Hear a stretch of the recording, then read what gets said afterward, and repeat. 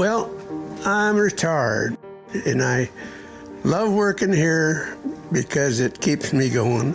I don't know whether he told you or not, but I'm 93 years old, and I want to keep it going. I got grandkids, I got great-grandkids. I'm going to be with them as long as I can. I love building models, and I got 2 or 3 around here that I built. Well, I've been building models since I was 10 years old. I never got out of the habit. Well, each model tells a story, in part because of what its function was when it was built.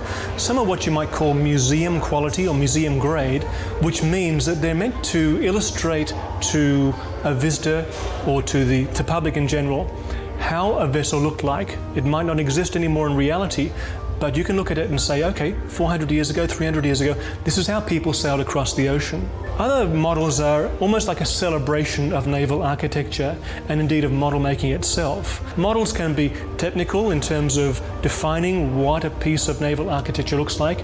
They can be educational in terms of telling us how people traveled over the oceans or in waterways in the past, and also they can simply be a celebration as art forms, as a way of really rejoicing in the quality of workmanship and of craftsmanship that our model makers do have. I built a model of the Surprise.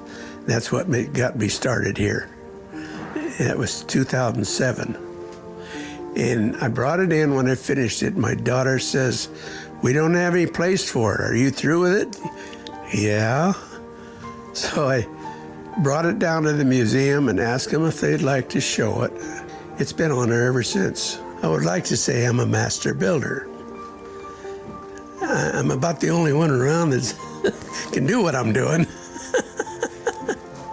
The only other master builder that I look up to, and he's not here, he was here for years, Joe Bombacero, and you can see a lot of his name on a lot of this stuff around here.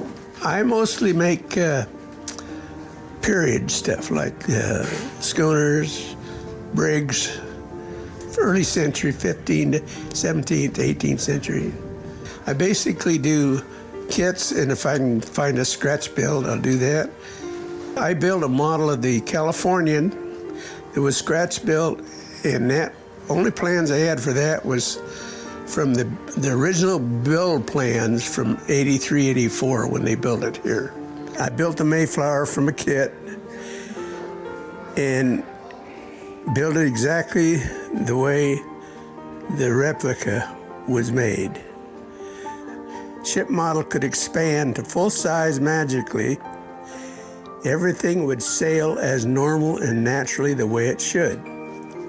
And these are the tricks of the trade you learn as you go along. But I don't know, I like to do it. It's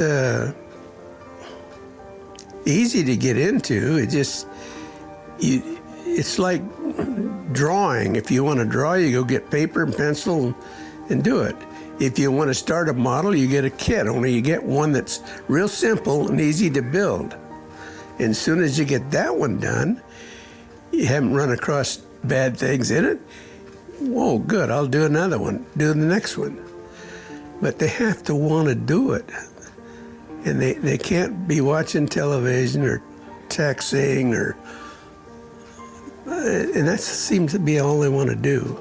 One of the things I really enjoy about working here is not just preserving the past, but also seeing how the past interacts and, in a sense, reacts with the present.